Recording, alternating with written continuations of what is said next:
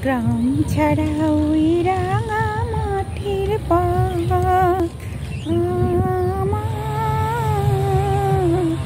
মন বলাই রে। তো বন্ধুরা, গুড মর্নিং, কেমন আছো সবাই? আশা করি সবাই ভালো আছো, আমিও ভালো আছি।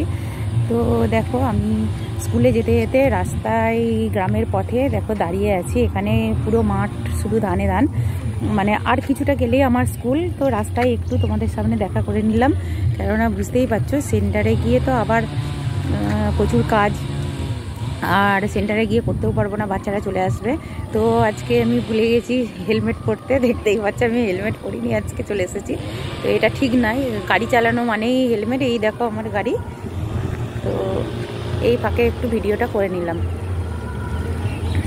তো যাই হোক, আজকে সকাল থেকেই রোদ ঝলমলে, একদম রোদ ঝলমলে সকাল, মেঘের কোনো লেশ নেই।